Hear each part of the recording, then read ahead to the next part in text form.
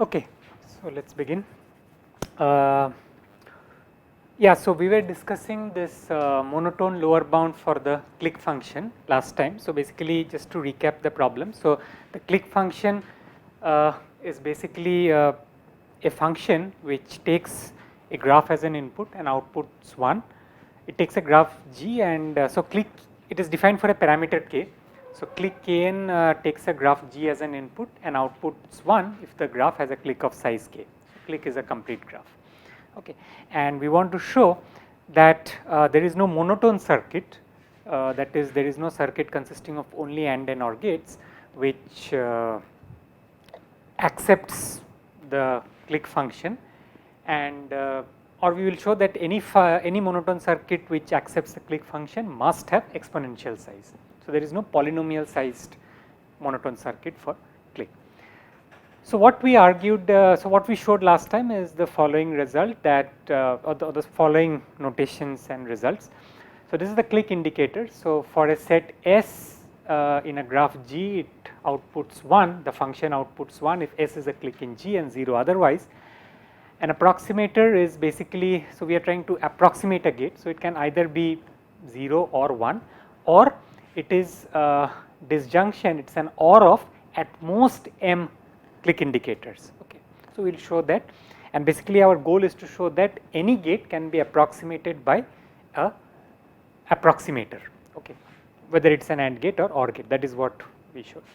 Now a sunflower is a collection of sets with a common intersection. Okay, so you have a collection of sets, any two sets have some intersection, and if all for all pairs of sets, if that intersection is the same, then we call it a sunflower.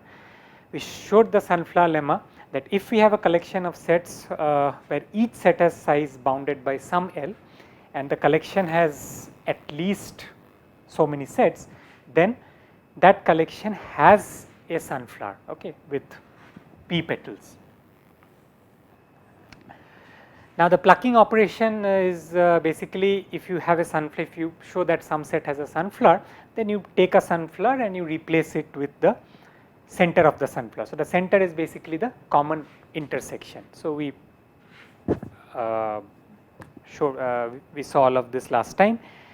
Now approximating these two gates, so suppose if I have two functions, okay, f and g, okay, where f, let's say, is already approximated by an OR of clique indicators, and g is already approximated by some, it's by an OR of clique indicators. So sorry, this is not in, this is equal to. So f and g are already approximated, and again when I say approximated, it has to be approximated by at most m clique indicators. Okay, then if I want to, if I consider f or g, this is the approximation for f or g. What we do, we basically look at, so basically f or g will be now an OR of all clique indicators over a and b, which can go as large as 2m. So then we showed that if it goes as large as 2m, I will repeatedly apply the plucking procedure until and unless that size comes below m prime. Okay, and this is the definition for it. Now for AND, it is a little bit more tricky. So suppose if I have an AND of two functions f and g, now think of it, so f and g, if I have an AND of two functions f and g, the gate outputs 1 if both f and g output 1. F and g will, and f and g are disjunction of two, yeah, so these clique indicators. So if both f and g have to be 1, there has to be some xi here which is 1 and some yi here which is 1, some yj here which is 1. So now what we do is that we look at all, of course, xi, yj, and now first what we do is we replace, so this is not a clique indicator, right. So first we replace this with c x union y. Okay, of course this is changing the function. So then what we do is that it is first of all increasing the size beyond m, because x union y can go as large as 2m now, no, 2l, right, 2l. So we remove all, so I think this I did not mention last time, right. So in the definition last time I forgot to mention this second step, so you can write it over there. So the second step is we remove all those x union y's such that x union y is greater than n. We just drop those clique indicators. Okay, so you can note it down I think I forgot to mention this step. Now still I can have a total of at most m square many such indicators, because A has size at most m, B has size at most m. So xi union yj can be at most m square many such pairs. So now I do the same thing as OR. So I it is bigger than m, so we will take m to be this quantity. So it is m square which is bigger than m. So there is a sunflower. So I pick that sunflower, I replace it with its center, and I keep on doing this, and we showed that, well, it is very easy to see that after at most m square many pluckings, this size would come down below m. Okay, so this is what we saw, and then we saw these two distributions. So this is like a smallest graph, a minimal graph which has a clique of size k. So given from n, given a discrete graph on n vertices, that is no edges present, I just randomly pick some k vertices and make that into a clique. A no distribution is basically again I take a discrete graph on n vertices. Now I randomly pick a coloring function. Okay, think of C as a coloring function which assigns a color between 1 to k minus 1 to all the vertices, and now I will add an edge. So I can, okay, let me just and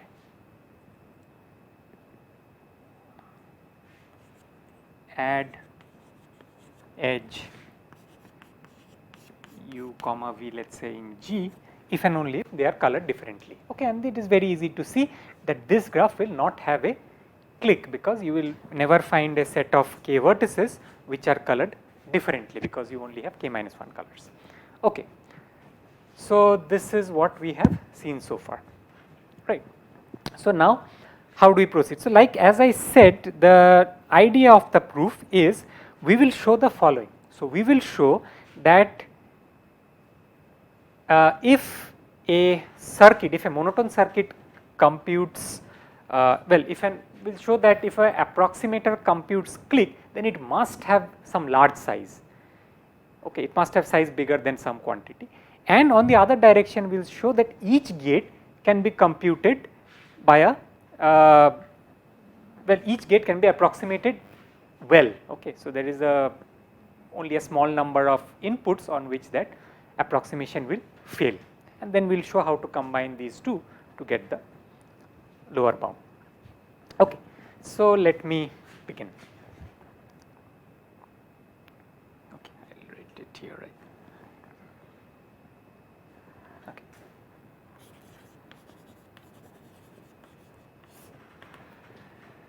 So, okay, fine. So each approximator is either 0 or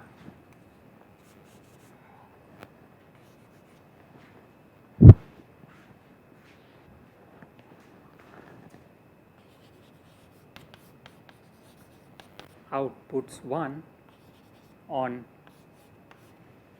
at least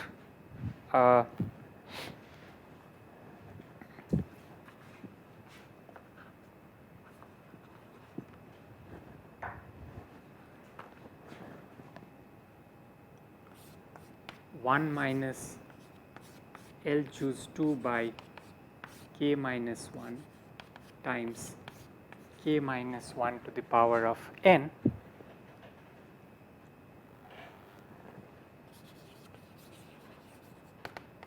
negative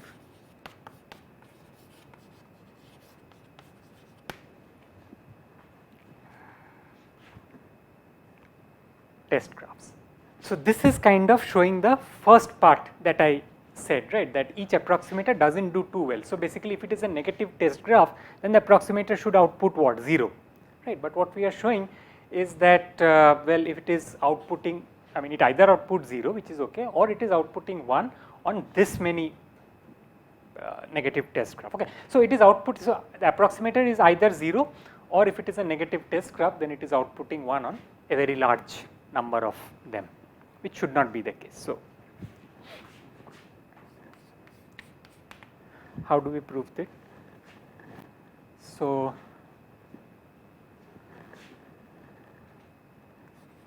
let C equal to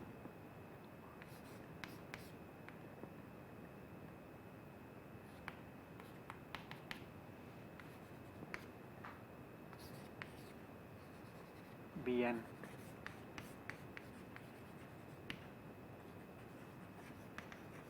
approximator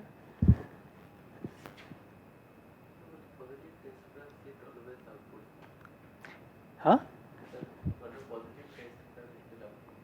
I am not talking about positive here. So, I am just saying that each approximate, actually when I say 0, it is not just 0, each approximator is either identically 0, that is irrespective of the input it is 0. Okay. So, basically what this is saying is that either an approximator is identically 0, or if you give it a negative test graph, then on this many negative test graph it is giving a wrong answer. Okay. So, if you are giving it a negative test graph, then it should output a 0, but I am saying is that on a very large number of them it is giving 1. Yes, it should output 1, on a negative it should output 0, that is the idea. So we are not talking about positive. No, we are not talking. No, we are not talking about positive here. We don't need positive. That is not identically 0. Okay, so take a approximator that is not 0. So if it is identically 0, then it is case 1. Suppose it is not identically 0, then we have to show this. Okay. So what does it mean to say it is not identically 0? Well, it means that there is some xi over here which is 1. Okay. And what follows without any loss, I mean what we can say is that C is greater than or equal to, no, it is not xi, it is, did I write xi? It is Cxi, it is the clique indicator. I hope I wrote it correctly elsewhere. Yeah. Okay, so now C is greater than or equal to Cx1. Why is this? So, exactly. If Cx1 is 1, then of course C is 1. So that follows by definition.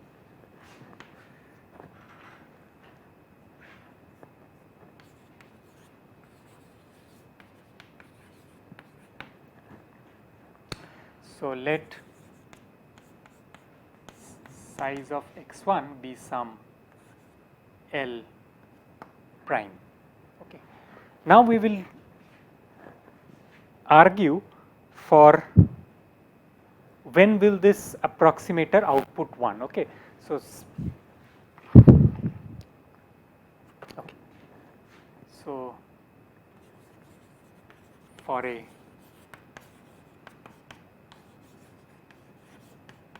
negative test graph, probability that Cx1 is equal to 0 is what? When is Cx1 equal to 0? So Cx1 is 0 if x1 does not form a clique. When will x1 not form a clique?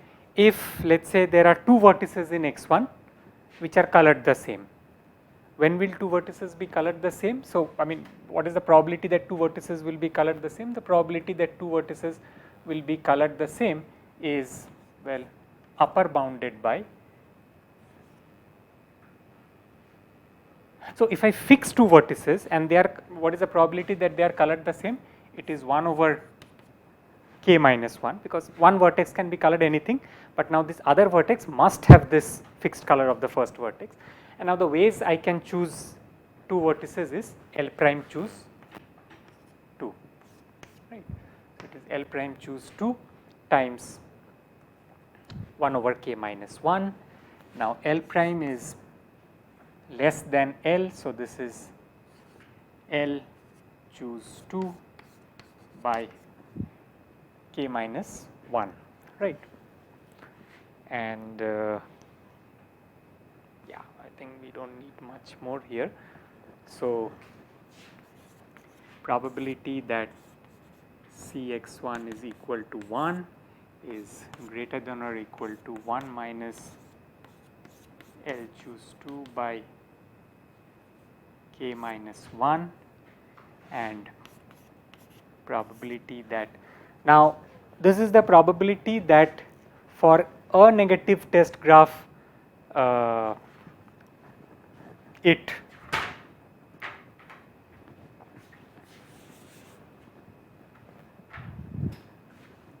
x1 forms a clique. Now the number of negative, and if x1 forms a clique, of course then c is equal to 1 and the graph, I mean the approximator is failing. So the number of negative test graphs for which the approximator fails is at least the total number of negative test graphs. How many negative test graphs are there? K minus 1 to the power n, this also we mentioned last time, times this probability.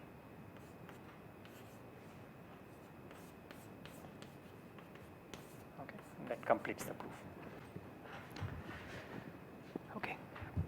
Yeah, and please stop me if something is not clear, because there are, I mean the proof is not very difficult, but there are small ideas, lots of small ideas, and which portion, which Probability of being 0. this one, why is it less than this? So okay, so what do you mean by Cx1 equal to 0? It means that x1 does not form a clique. When does x1 does not form a clique? If there exist two vertices which have the same color. That means there is no edge between them, right?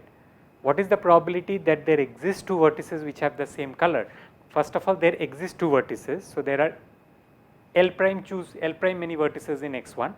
So I can choose two vertices in L prime choose two many ways, and the probability that for if two fixed vertices they have the same color is 1 over k minus 1, because one vertex can get any color, any of the k minus 1 color, but this other vertex need to have only that color. Okay, so that's why. Okay.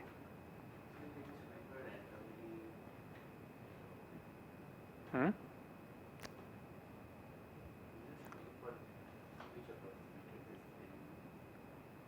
Any approximator that is not identically 0. That if that approximator is, if I mean if the input is a negative test graph, then on at least so many negative test graph that approximator is failing. Okay. So this probability is over the choice of the graph. Okay. So this is over n over here. So you are choosing a graph from this distribution n and the probability that it is failing. Okay. Okay. Now let me move to the next lemma.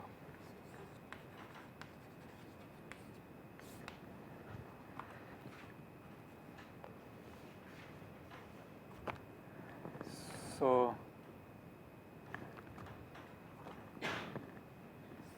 f or g less than equal to f, the approximate OR of g is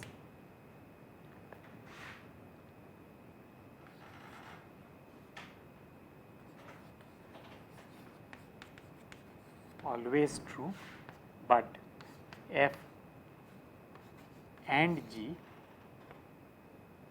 less than or equal to f, the approximate AND of g fails for at most m square into n minus L minus 1 divided by k minus L minus 1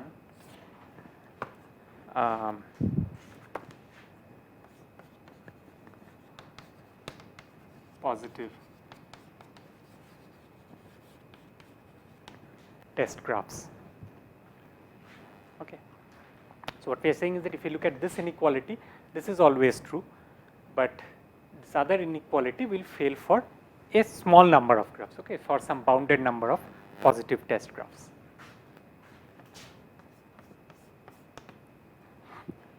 So how do we show the first one? So let me write them as 1 and 2 maybe.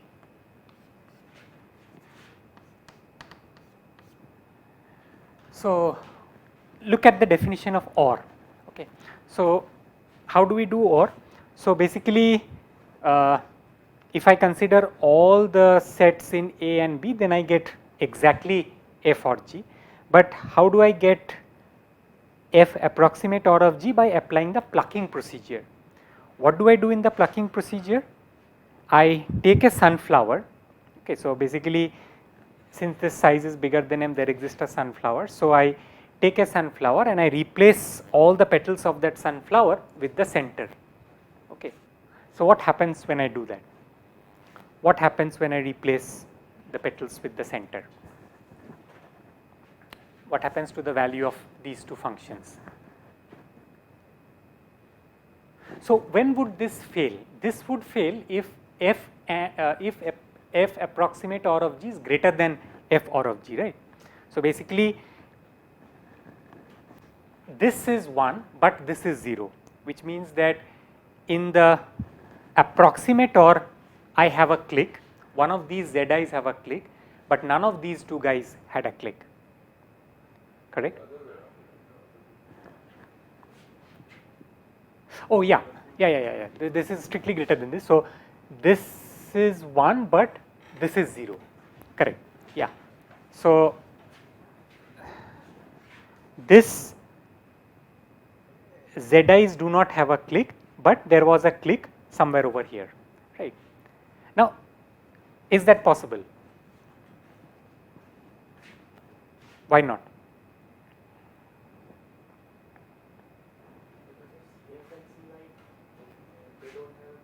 Huh?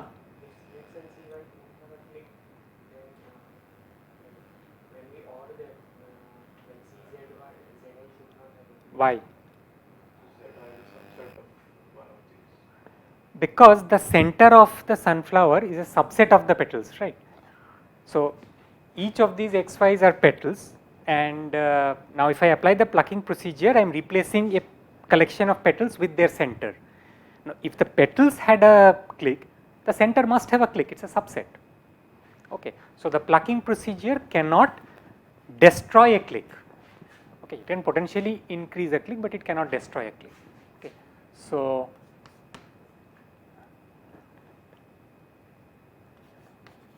the plucking operation cannot destroy, or okay, let me write it a little more.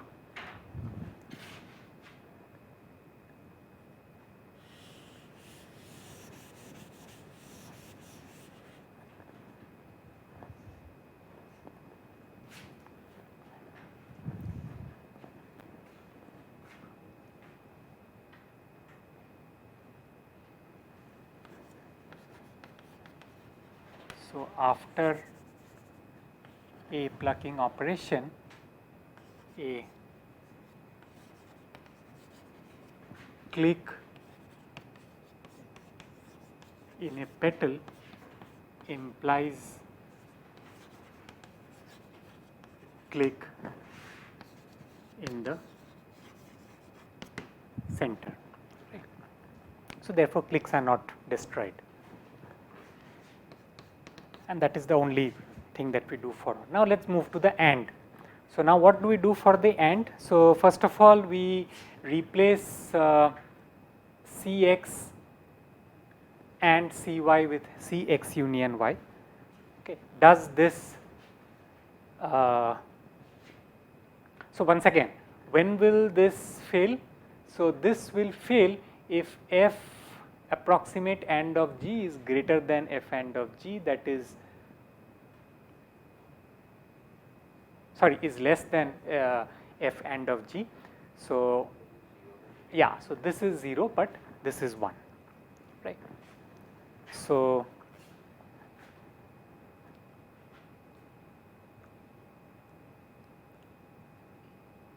what happens as a result of the first step? Can this fail in the first step? The key is we are looking at positive test graphs. That is the key. See, this of course can fail in general. If you look at a general graph, if x and y have a clique, it does not mean that x union y will have a clique. There is no guarantee.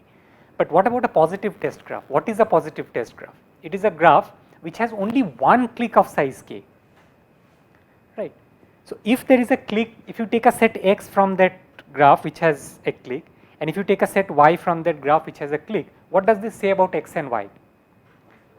It must belong to this set of k vertices which form the clique, and therefore x union y also has a clique. Okay, so this is true because it is a positive test graph. Okay, so since it's a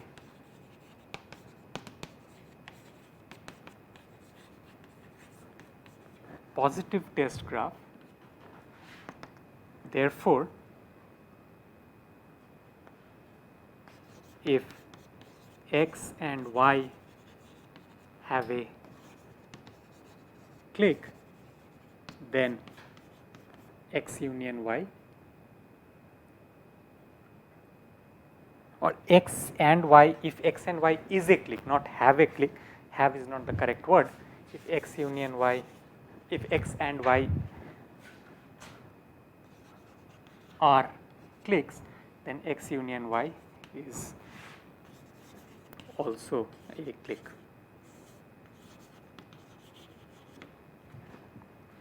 Okay, that is the first part. Now what is the second part? The second part is we are deleting all sets which have size bigger than L. Now this can of course destroy a clique. I mean, maybe there was some clique on a set x union y, but that got deleted now. So we'll count how many such x union y's get deleted which potentially had a clique. Okay. So the second step can potentially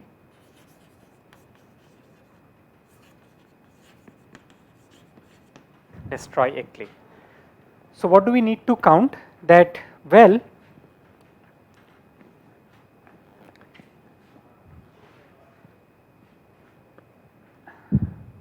in a graph, okay, so suppose I have this graph on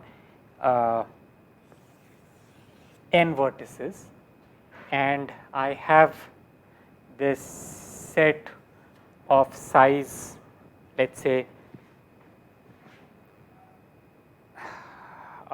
at most L over here, sorry, so x union y is greater than L. Okay, so this is n, and I have a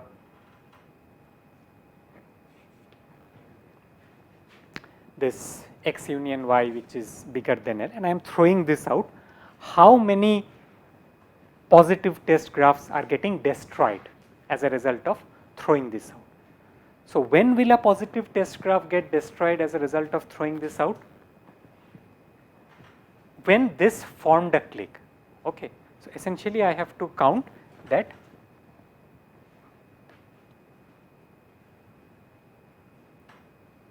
the number of positive test graphs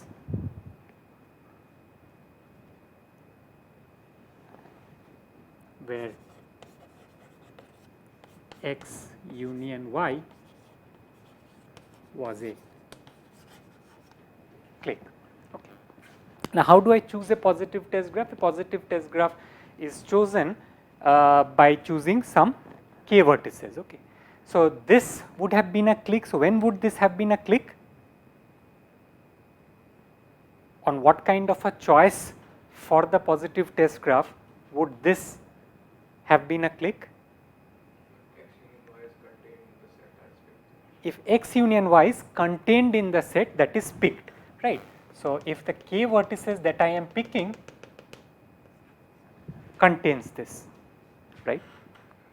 So, now the count boils down to how many ways can I pick these k vertices such that this set of size bigger than L, actually greater than or equal, so it will bigger than L means greater than or equal to L plus 1.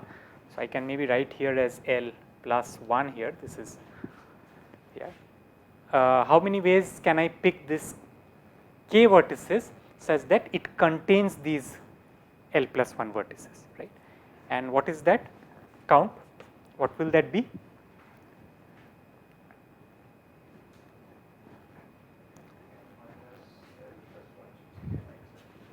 Precisely.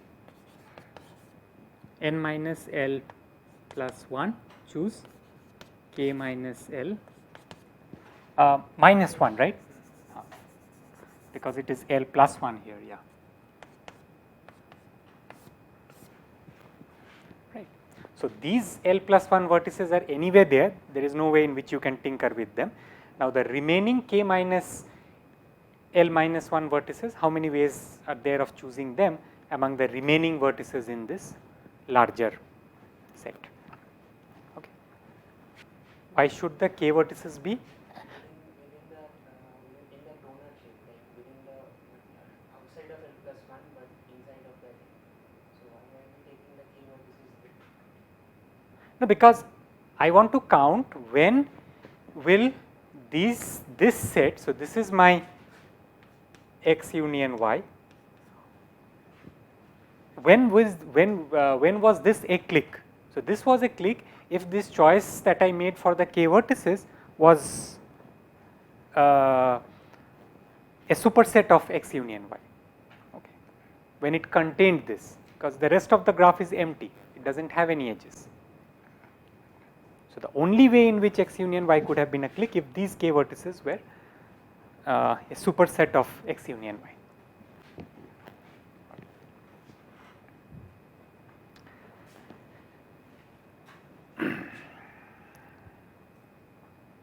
Okay.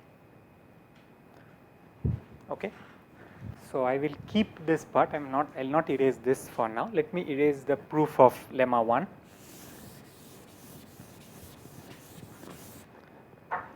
And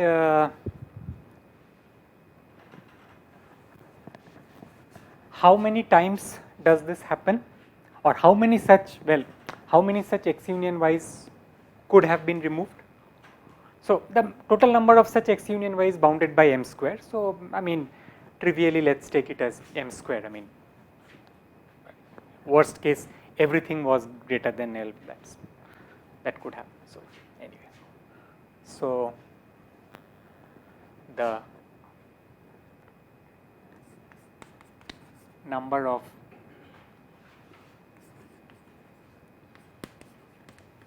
positive tests on which second step fail is at most m square into n minus L minus 1 divided by k minus L minus 1. Right. Now, what about the third step? If I apply the plucking procedure, what happens to the approximation? So, once again note that the plucking procedure does not destroy a clique, right. So, if a petal had a clique, then the leaves also, I mean the center also has a clique. So, therefore, as a result of the plucking procedure, this does not get disrupted. So that is actually doesn't matter what graph it is. So the third step is plucking does not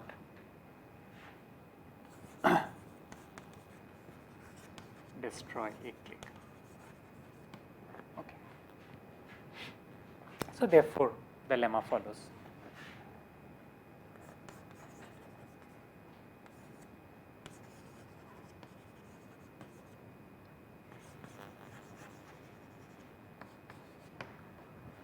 Okay.